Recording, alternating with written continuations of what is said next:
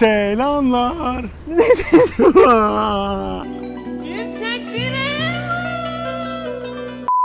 Selamlar.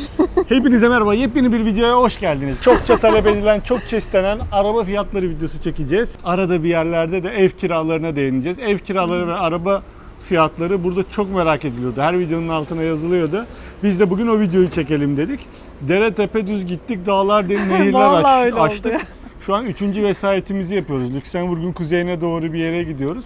Şimdi burada iki tane büyük araba galerisi var. Birisi Otopolis, diğerisi Loş.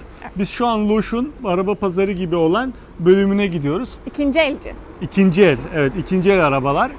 Arabaların da bir sürü seçeneği var. Leasing yapabiliyorsun, başka şeyler yapabiliyorsun. Hepsini video Videoda. içinde anlatacağız. Şimdi hepsini Evet, anlatacağım evet. zannettim. Önden spoiler veriyorum ki izlesinler, Ha. devam etsinler.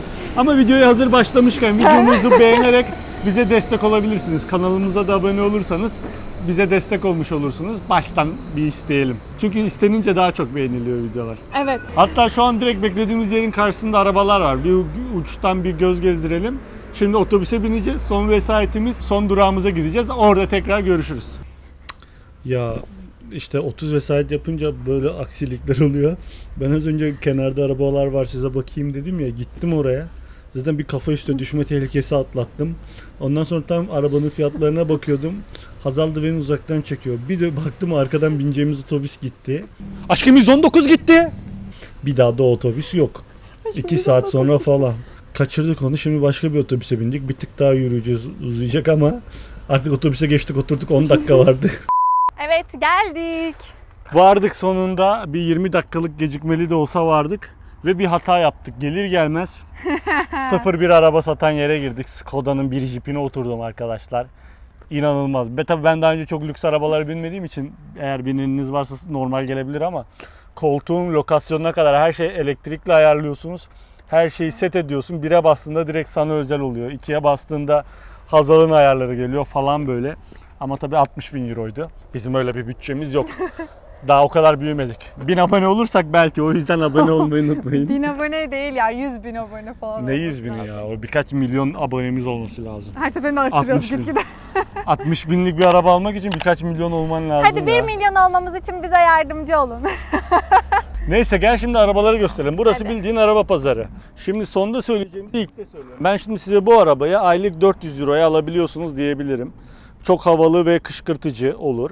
Ama aslında öyle değil. Şimdi burada araba almak için iki yöntem var. Birincisi leasing yapıyorsunuz, yani kiralama yöntemi. Diğeri de direkt parayı basıyorsunuz, alıyorsunuz. Kiralama yönteminde mesela aylık 400 eurodan kiralıyorsunuz. Bu arabanın tüm şeylerini buradaki firma hallediyor. Ama 2 yılın sonunda kalan parasını da ödeyip bu arabayı satın alabilirsiniz. Ya da sözleşmenizi sonlandırıp yeni bir araba kiralamaya başlayabilirsiniz. Bu şekilde iki seçenek mevcut. Mesela bu arabamız 2022 model 18.000 kilometrede bir araba. Volkswagen T-Roc 38.000 euro.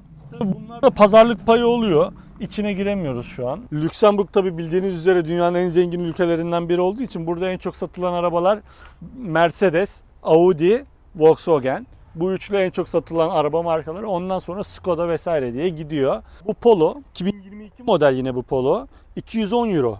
Çok uygun. Normal fiyatı da 20.000 euro. Manuel, muhtemelen benzinli şöyle bir araba. Mesela 5000 kilometredeymiş bu araba. Bu arada böyle büyük yerlerden almanın avantajı şu oluyor. Türkiye'de normalde galerilere çok güvenilmiyor, tercih edilmiyor ya. Burada da tam tersi, galeriden alıyorsunuz.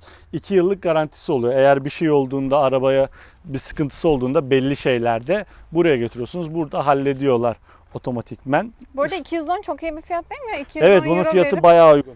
Ama Polo tabii. günün sanki sonunda. ama Polo tabii sanki Şahin ya. Bak burada Golf'ü var. 35.000 euro. Volkswagen. Bak Ne yine bir anlatıyorsun? T-Roc. Burada ne kadar çok T-Roc var. 402 euro veriyorsunuz ve sizin oluyor. Sizin Çok iyi olur. değil mi? 400 bunu liraya anladım. mı? 400 euro veriyorsunuz Nakit ve vereyim mi? sizin oluyor. 200 euro çok iyi değil mi ya? Yani mesela geçen şeyi çektik, alışveriş videomuzu. Mutfak alışverişini haftalık 100 euro yaptık, tamam mı? Bu 200 euro veriyorsun ama senin araban 200 euroya araban oluyor. Evet ama bunu 2 yıl boyunca veriyorsun ve sonra üstüne ödüyorsun. Hayır, 200 euro araban oluyor. Öyle düşüneceksin her seferinde. Ve Audi'ler. Yani ben bunu alırım. T-Roc alacağım. Bu da 30 bin. 2019 modelde 30.000, hem de Audi'nin olacak ya. Audi Jeep'in olacak. Tabii bunlar çok lüks olanlar. Bunun leasingi de 610 17 bu arada, yani leasingleri gene çok fark etmiyor. Ama normal fiyatı tabii 53.000. 2022 model dizel otomatik 7 vitesli 13.000 kilometrede. İçine bakar mısın? Şahane. Ya şu konsol olayına bitiyorum ya. Aşkım Skoda'larda niye fiyat yazmıyor ya? Diyor ki çok ucuz hallederiz diyor. Siz diyor Ayarları yeter sen ki iste beğenin. Abicim sen bir beğen. Var ya öyle ustalar. Abicim sen bir beğen, fiyatı hallederiz ya diyor. Beğeniyorsun, sonra tam yükseliyorsun, ne diyorsun? Beklediğinin 2 katı fiyat söylüyor. İnmiyor da. Boşu boşuna vaktini kaybettiriyor. Ay bu ne güzelmiş ya. Çok yüksek ama baksana Bu gerçekten. çok güzel ama bu gerçekten Jeep gibi. Ben böyle araba seviyorum. Baksana içi de... Bu ne ki bu? G-Hibrit, arkada bir şey yazmıyor. Modeli yazmıyor. Ama bu çok güzelmiş. Önü çok güzelmiş. Bu Görünüyor en mu? az 60-70 bin ya. Arkadaşlar kalite seviyorum. Ne yapayım? Kalite. Marka. Of. Her 79 dişçinin bir Porsche vardır arkadaşlar. Yalan mı? Ama bu çok Böyle pahalıymış. Jeep'ten. Bunlar pahalı zaten. 975 euro. Bunlar 80 aylık. bin. Bu şu 80 bin. Kaç model? Bu 2021 model. 36 binde. Zaten- Benzinli. 7 vites. Lüksemburg'a gelecek. Bizim videoyu izleyecek, bir de Porsche mu alacak? Abi 5 milyonluk kanalımız var. Tabii ki de yani. Yollayan her şeyi. Mesela bu Jeep Aa. 355 euro, 33 bin. Çok iyi. Kaç model bu ya? Nasıl 33 bin? 2022 model Compass. O içi de güzel duruyor. Fiyatı da uygun. Niye bu fiyata? Bilmem. Bir de bu var işte. Niye bu fiyata satıyorlar? Ha, ucuz olunca niye ucuz diyoruz? Pahalı olunca da pahalı zaten alamıyoruz diyoruz. 389 aylık 37 bin euro zaten bu. 37. Ya bunu 37 bin vereceğime diyorum ki 3 bin daha koyar Kodiaq alırım. Ama Kodiaq'a gidince diyorum ki üzerine bir 3 bin daha koyayım, en azından her şey elektrikli olsun. Sonra diyorum ki 45 bin Kodiaq'a vereceğime Renault'un son çıkan Aurel'ini alırım. Sonra diyorum ki buna 50 bin vereceğime Mercedes'e binerim. geçerim. Sonra otobüsle devam. Kapak fotoğrafı çekeyim bari, gülümse. Her görenin tıklayacağı bir poz. o zaman Hayır. Evet, şimdi geldik bizim segmente. Bizim segment diyorum 55 binden başlıyor. Biz, marka olarak. yani fiyat performans arabası dedikleri ama gene hiç de fiyat arabası olmayan yani. Mesela bu Kodiaq ne kadar? 51.990 euro. Ama bak bu çok dandiği. Bakar mısın önüne? Bu boş mu? Boş bu. Bunun şeyi falan kötü yani. Konsolu Bu kötü. 2022 model çünkü. Bir de şu kırmızı siyah işlemeler camı Benim. kırılan arabamızı hatırlatıyor ve hoşuma gitmiyor. Camı kırılan dediğin çaldıkları hırsızlar. İzliyorsanız eğer Haram Allah- zıkkım olsun. Allah- Yazıklar olsun, haram olsun, zıkkım olsun. Evet, şimdi hop bir ışınlandık. sonraki büyük galeriye geldik. Otopolis. Burası da dediğimiz gibi ikinci büyük galerici. Burada Mercedesler var, Opel'ler var, Volvo'lar var, Fiat'lar var, Porsche'lar var. Daha ne olsun? Daha ne istiyorsunuz? Şimdi birazcık da buraya göz atalım. Bu Hadi. markalara bakalım. Burada leasing yok ama herhalde. Hep Evet. fiyatları Bunlarda yazıyor. direkt normal fiyatları var. Hiç hoşlanmadım. Bu fiyat 500'ün delisi çok ya. Mesela bu 56 binde 18.000 TL. TL olsa Keşke. hemen alırdık.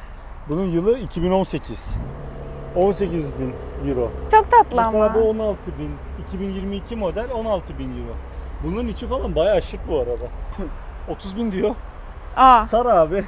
33.000'den düşmüş. 4x4 2019 model. Ha. Değil mi? Çok şık. 19 diye herhalde. İlk de çok şık. Bakalım. Çok güzel. Bu arada şu anda eğer videomuzu beğenip like atarsanız sizin de bundan olsun. Herkesin bir Corrective'si olsun, ne bileyim bir Porsche olsun ya, inşallah, amin. Amin. Ya Bu nasıl 23 bin? Bunu gerçekten aklıma ama aldı. eski modeldir. 2019 olduğunda fiyat inanılmaz düşüyor. 5-10 bin euro düşüyor 2019 olduğu an. Çünkü burada hep yeni model alıyor ya insanlar. Ama 2020 ile 2019 bu kadar fark etmemeli ya. 45 bin kilometrede.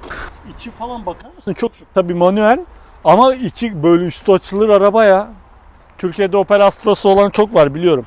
Mesela bu Opel Astra 2021 model 27 bin euro. Bu mesela 14 bin Opel Corsa. Ne bu? 2020 model Opel Corsa 14 bin. Aa bizim Türkiye'deki arabamızda. Ama Anladım. bunlar içi falan çok dandik, baksana. Ne demek istiyorsun sen bizim arabamıza? Babam sürekli izliyor bizi ama bak ay bunları koyayım da görsen. Eski yavrum, eski, kaç yıl önce almışsın. Zamanının Porsche'ydu o arabalar. Aferin. Günümüzde Artık eski şeyi kalmadı. Kayınpeder izleyince Serhat. Mokka'nın fiyatı da 22.000. 1.2 GS Line 44.000 kilometrede otomatik 8 vitesli 22.000.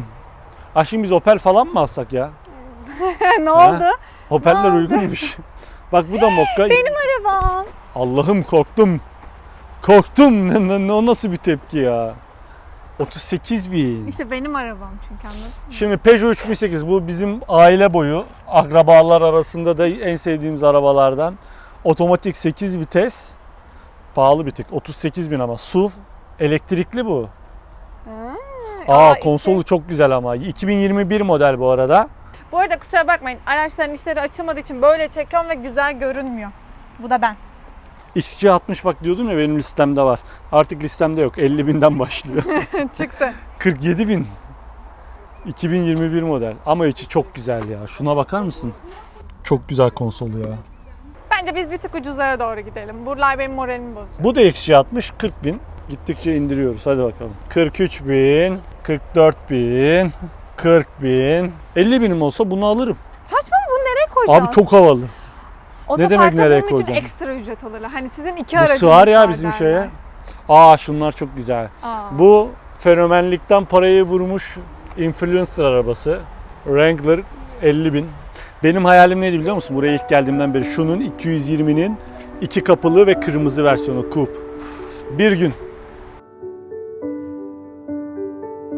Evet, şimdi bu garajımızla birlikte artık bugün size yeterince araba gösterdik. Şimdi biraz evlerden konuşalım. Ev fiyatları tabii o gidip gösterebileceğimiz yerler yok. Birkaç site söyleyeyim öncelikle. Eğer kiralık evleri, satılık evleri falan merak ediyorsanız.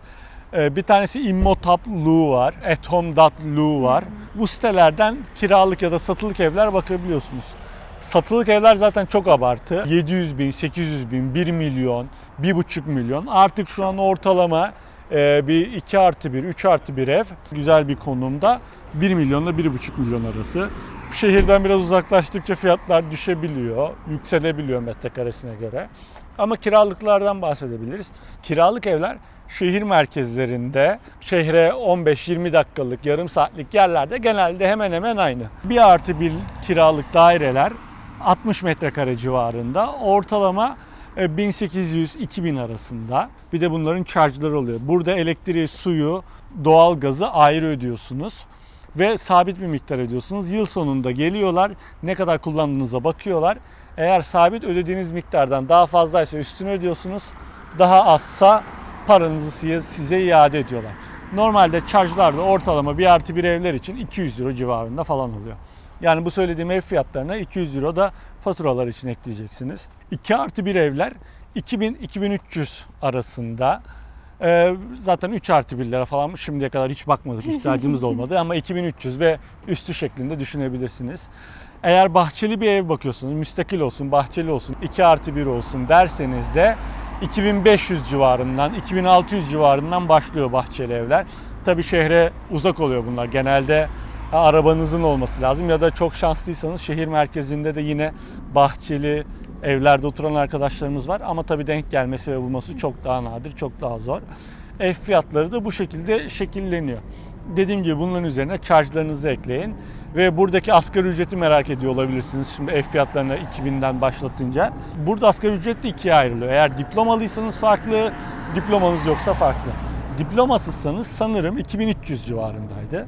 Diplomalıysanız 2500 civarında olması lazım. Tabii burada asgari ücretle geçinen insan sayısı çok az. Çok fazla insan yok. O yüzden fiyatları buna göre değerlendirebilirsiniz. Ev fiyatları da bu şekilde. Bunlara değinmek istedik çünkü çok fazla talep geliyordu. Ve bunlarla birlikte artık videomuzun sonuna geldik. Eğer videomuzu buraya kadar izlediyseniz beğenmeyi... Çok hızlı oldu bir anda. Kanalımıza abone olmayı ve Instagram hesabımızı takip etmeyi unutmayın. Bir sonraki videoda görüşmek üzere. Hoşça kalın. Hoşçakalın.